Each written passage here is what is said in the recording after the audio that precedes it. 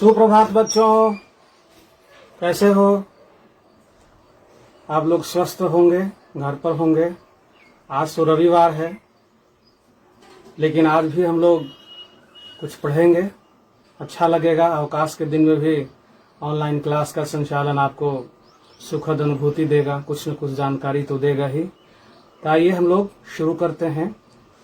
तो आपसे मेरा सवाल है, आते आते सवाल करना शुरू कर दिया मैंने। चलिए कोई बात नहीं है, बहुत हल्का सा सवाल है कि आप किसी की वंदना करते होंगे, किसी की स्तुति करते होंगे, प्रार्थना करते होंगे। विद्यालय में प्रार्थना होता है ना, तो बताइए विद्यालय में प्रार्थना आप किसका करते हैं?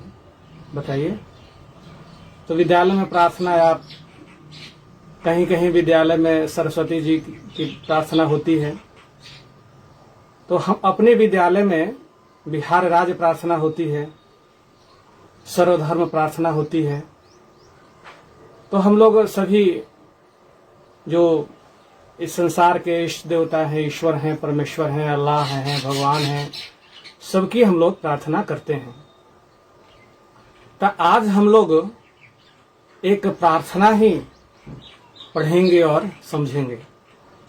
प्रार्थना में हम लोग अपने इष्ट देव को, हम अपने भगवान को, जिस पर विश्वास होता है कि ये हमें सन्मार्ग पर चलने के लिए प्रेरित करेंगे, हम में ऊर्जा भरेंगे, हम में ज्ञान का प्रकाश लाएंगे, तो हम ऐसे इष्ट देवता, ऐसे देवी देवताओं की प्रार्थना करते हैं।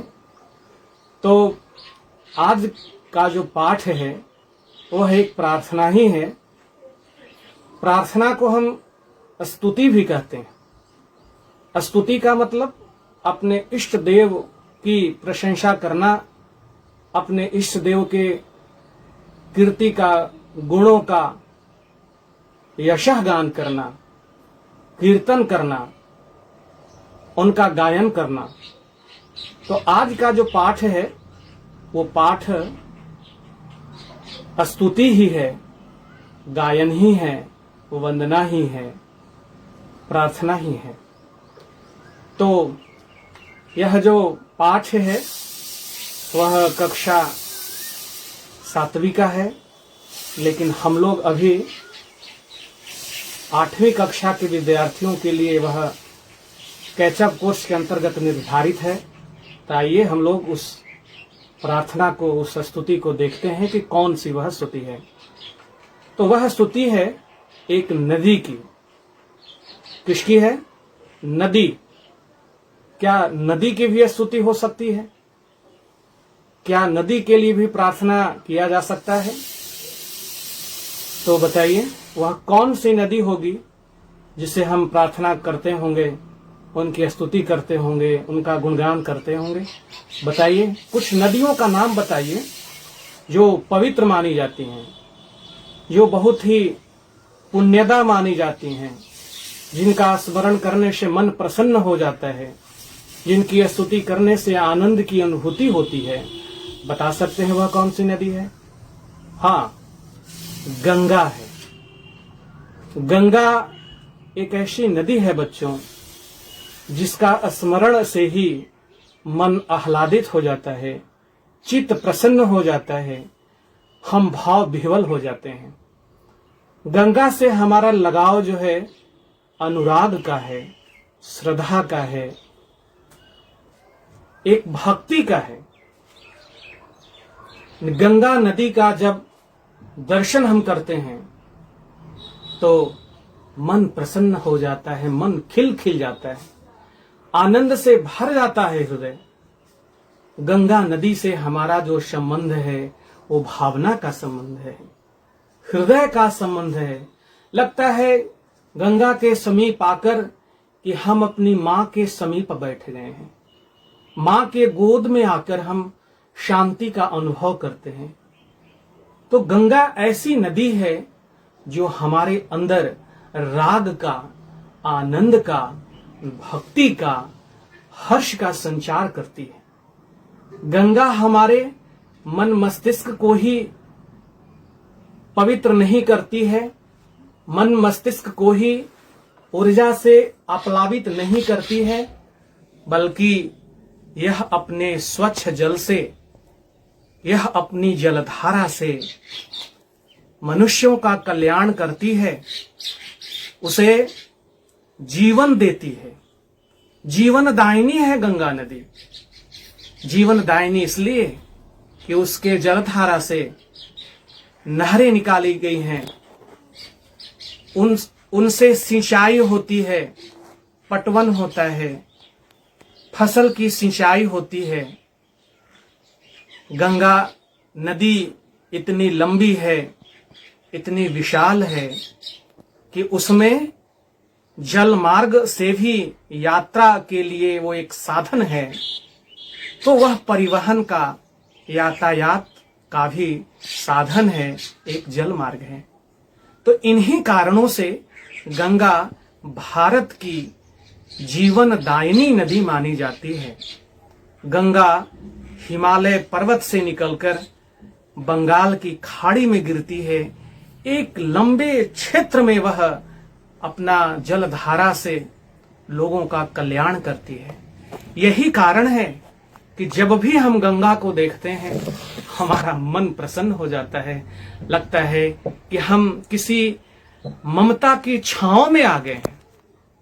गंगा नदी में नहाना तो और भी खुशनुमा होता है, और भी प्रसन्नता का विषय होता है, आनंद का विषय होता है। आप अपने घर में बात करिए, आपके माता पिता, आपके दादा दादी, आपके चाचा चाची गंगा नहाने के लिए जरूर गए होंगे, गंगा स्नान के लिए जरूर गए होंगे, गंगा नदी का दर्शन करने के लिए जरूर गए होंगे। तो गंगा जहां सनातन धर्मावलंबियों के लिए एक पवित्र नदी है, उसी तरह से गंगा दूसरे धर्मावलंबियों के लिए भी आदर की नदी है। सारे धर्म के लोग उसे प्रणाम करते हैं, उसका सम्मान करते हैं, क्योंकि उसका जल मानव जीवन के लिए, इस प्रकृति के लिए, इस धरती के लिए किसी वरदान से कम नहीं है। तो जब इतनी महिमा है, इतना लाभ वह गंगा नदी देती है, तो क्या हम उसका नमन नहीं कर सकते हैं? क्या हम उसकी स्तुति नहीं कर सकते हैं? तो गंगा की महिमा को देखकर कई कवियों ने, कई रचनाकारों ने गंगा पर प्रार्थना लिखी है, गंगा की स्तुति लिखी है, गंगा की महिमा का वर्णन अपने आलेखों में, अपनी रचनाओं में किया है। तो ऐसे ही एक कवि हैं जो गंगा नदी को अपनी माता, अपनी मोक्षदा मानती हैं, मोक्ष प्रदान करने वाली नदी मानते हैं, और जिसके किनारे पर जाकर उन्हें अपार सुख मिलता है। जानते हैं वो कवि कौन है? आपने उनका नाम, बिहार के मिथिला क्षेत्र में उनका नाम बड़े ही आदर के साथ लिया जाता है।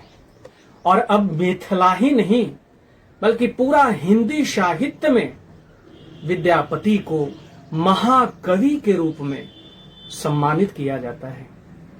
विद्यापति का जन्म बिहार में ही हुआ था बच्चों। बिहार का एक जिला है मधुबनी, और वहां एक गांव है, उस गांव का नाम है बिस्फी। कहीं कहीं बिस्पी भी नाम लिखा हुआ नजर आता है।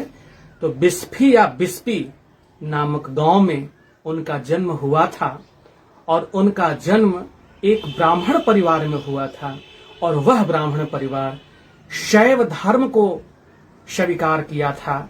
शैव धर्म का मतलब कि शिव की उपासना करता था, भगवान शंकर की पूजन करने में वह परिवार सबसे अग्रणी था। श्रद्धा भाव रखता था शिव के बारे में, शिव की महिमा के बारे में, उनका पूजन अर्चन को लेकर उनमें अगाध श्रद्धा थी। तो शैव ब्राह्मण परिवार में इनका जन्म हुआ। अब कब हुआ, इस पर विद्वानों में मतभेद है। जिस तरह से अन्य कवियों के जन्म समय को लेकर, जन्म काल को लेकर कई विचार विद्वानों ने दिया है। कोई एक तारीख तय नहीं हो पाता है। कई ऐसे महाकवि हुए हैं, सूर हुए, तुलसी हुए। उसी तरह से विद्यापति का भी जन्म काल निर्धारित करने में भिन्न भिन्न विचार लोगों ने दिया है।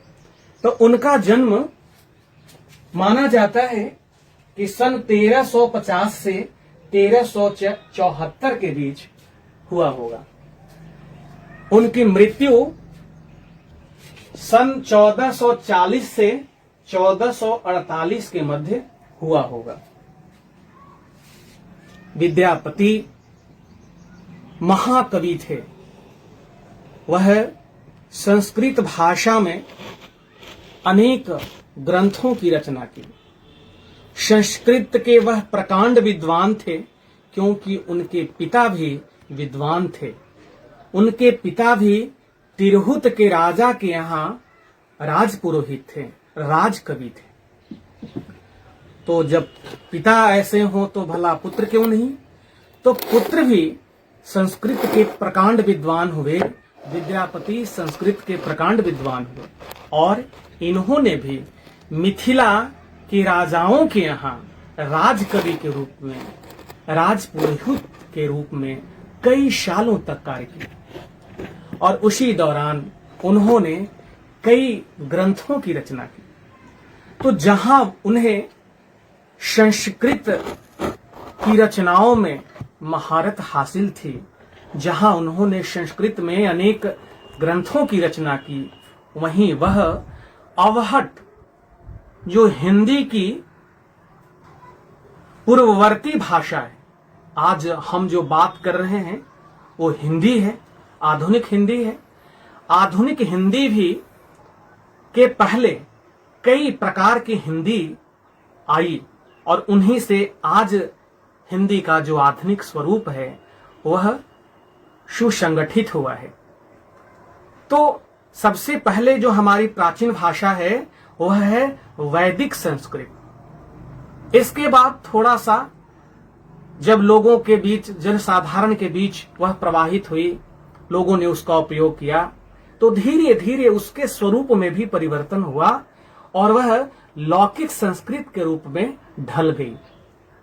लौकिक संस्कृत भी कई वर्षों के बाद पाली का स्वरूप ग्रहण कर ली। क्योंकि भाषा जो है ना बच्चों, वो बहता नहीं रहे, वह बहता नहीं रहे। वह कई सालों के बाद लोगों की जुबान के लोगों के उच्चारण शैली को अपनाकर, उनके शब्दों को अपनाकर उसका स्वरूप परिवर्तित हो जाता है और वह फिर दूसरी भाषा का रूप ग्रहण कर लेता है। तो वैदिक संस्कृत के बाद लौकिक संस्कृत और लौकिक संस्कृत के बाद जो भाषा उससे दूसरे स्वरूप में परिवर्तित हुई वह पाली थी। और पाली ने भी कुछ सालों के बाद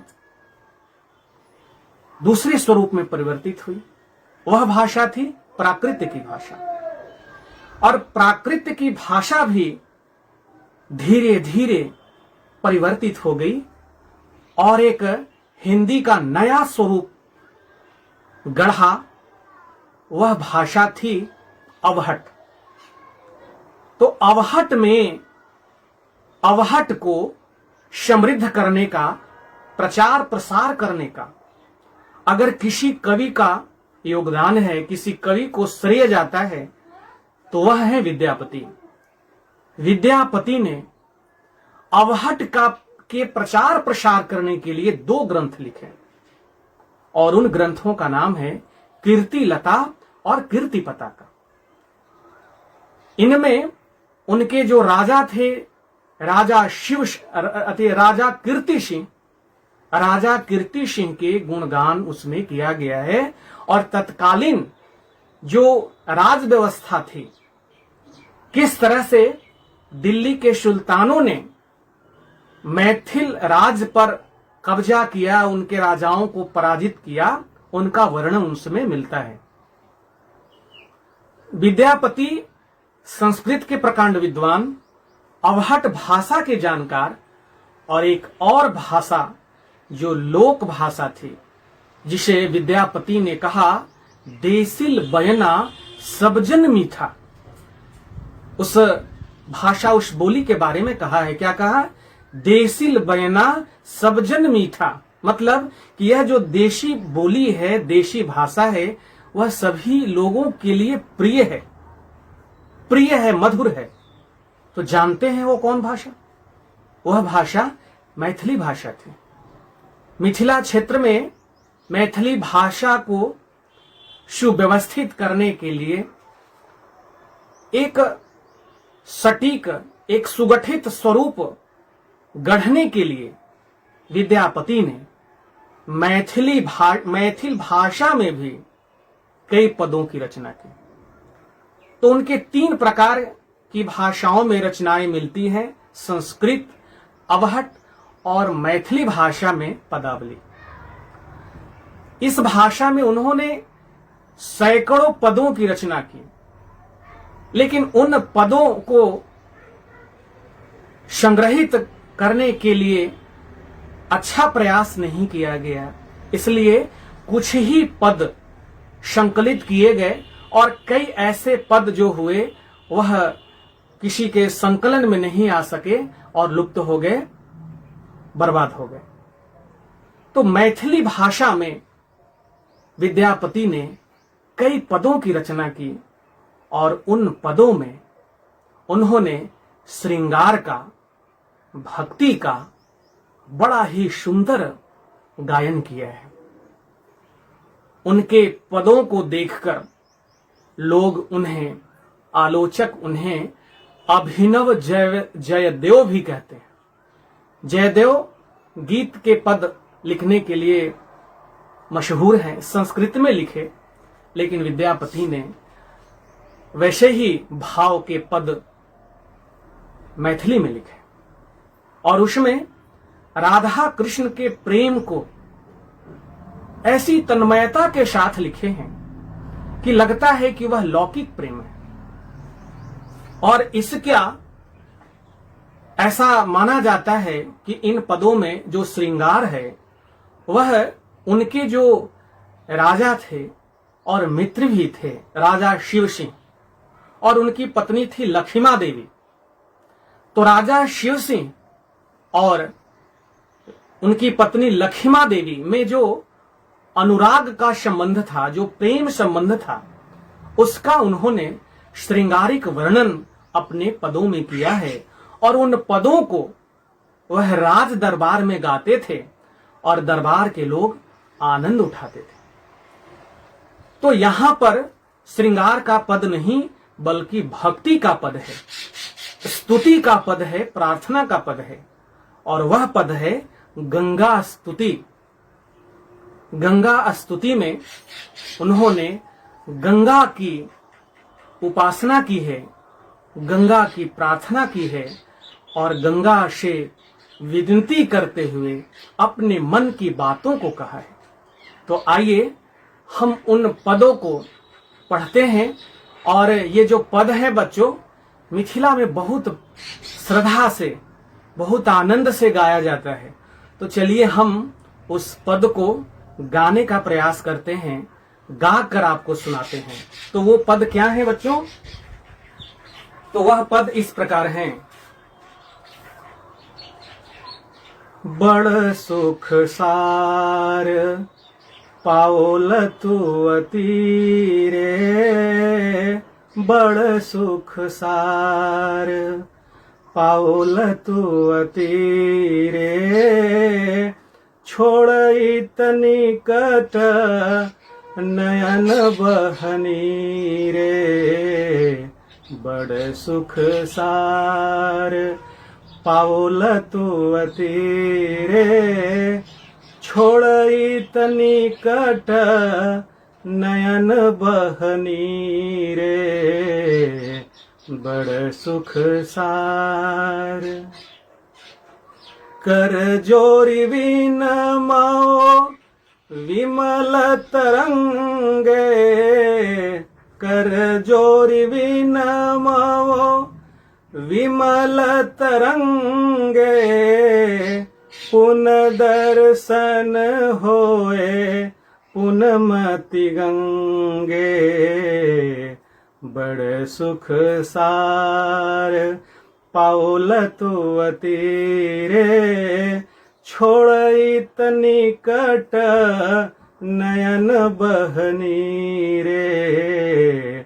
बड़ सुख सार एक अपराध क्षमब मोर जानी, एक अपराध क्षमब मोर जानी। परसल माय पाय तु अपानी, बड़ सुख सार पाउल तु अतीरे। छोड़इत निकट नयन बहनी रे। बड़ सुख सार के करब जप तप जोग ध्याने, के करब जप तप जोग ध्याने। जन्म कृतार्थ एक ही सनाने, बड़ सुख सार पाउल तु अतीरे। छोड़इत निकट नयन बहनी रे।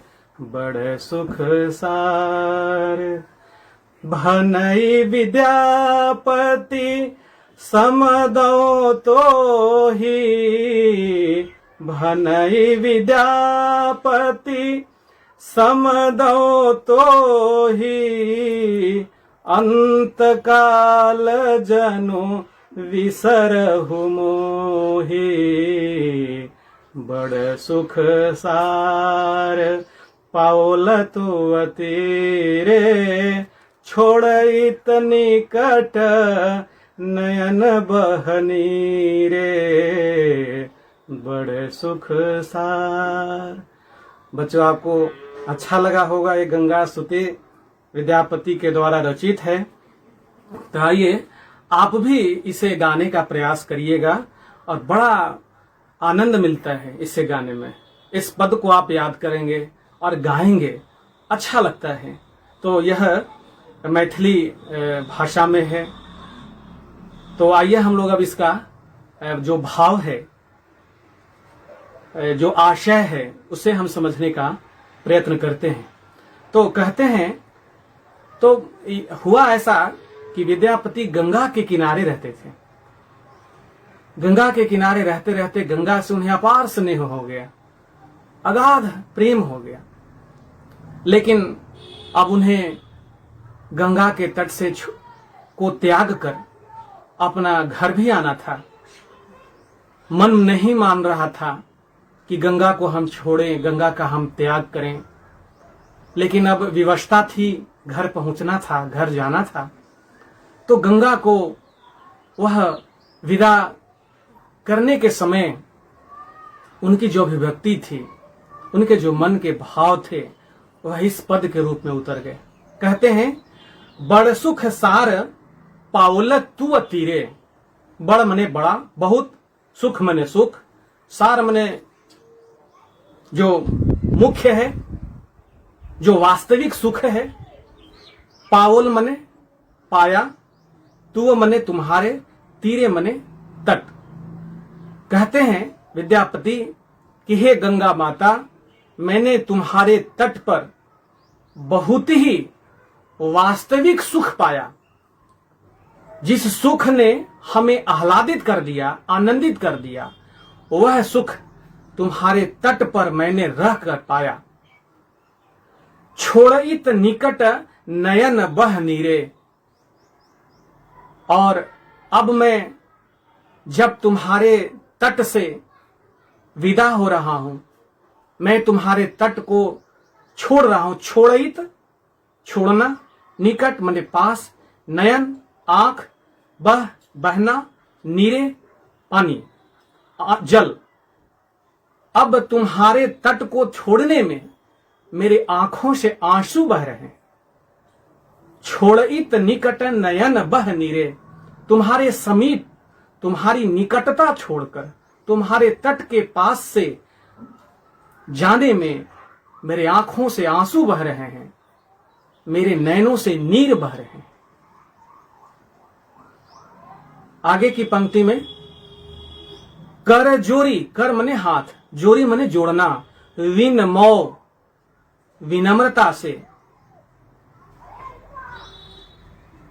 प्रार्थना करना, विमल निर्मल, तरंग जो उर्मी तुम्हारी है, जो लहर है, पुन दर्शन, पुन मने पुनः, दर्शन मने देखना, होए मतलब होना, पुनमति बार बार, गंगे। हे गंगे, मैं तुम्हारे इन निर्मल लहरों को दोनों हाथ जोड़कर प्रणाम करता हूं, विनम्रता पूर्वक प्रणाम करता हूं कि मुझे यह जो दिव्य दर्शन है वह मुझे बार बार होता रहे। हे गंगे मां, मेरी प्रार्थना है कि तुम्हारे जो पवित्र लहर हैं, उन लहरों का, उन जलराशियों का, उन उर्मियों का मुझे दर्शन हो, बार बार दर्शन हो।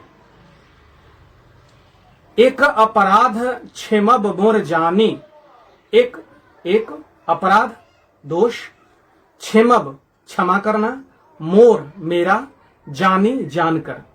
एक अपराध क्षेमब मोर जानी, परसल, परसल मने स्पर्श करना, माय पाय तू पानी, परसल माय पाय तू पानी, परसल स्पर्श करना, माय मेरा, पाय पैर या पांव, तू तुम्हारा, पानी जल। कहते हैं विद्यापति कि हे गंगा मां, एक अपराध हो गया है, और वह अपराध क्या है कि जब मैं तुम्हारे गोद में, तुम्हारे जलराशि में प्रवेश करता था तो मेरे पैर तुम्हारे पवित्र जल को स्पर्श कर देते थे। यह बड़ा अपराध है। तुम तो मेरी मां हो, और मां को मैं पैर से कैसे स्पर्श कर सकता हूं, पांव से कैसे उसे छू सकता हूं।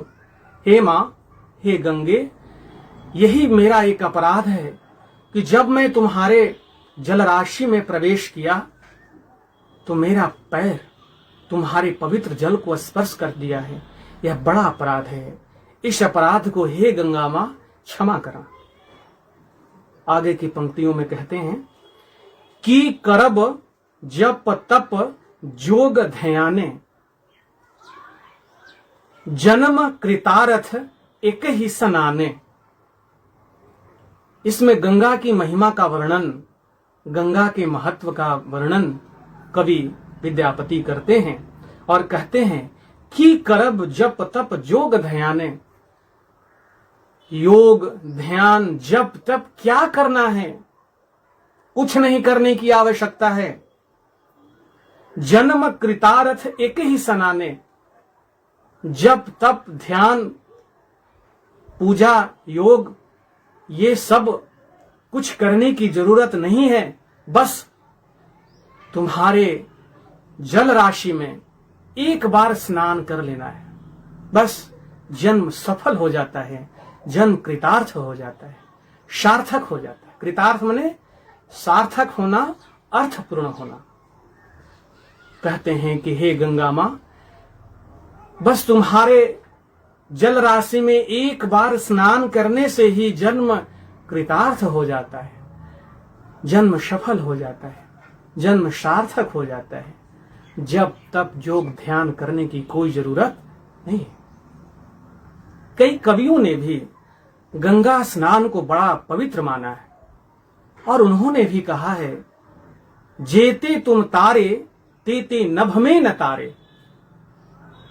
कवियों ने कहा है, जेते तुम तारे ते केते न तारे, तुम जेते तारे तेते नभ में न तारे।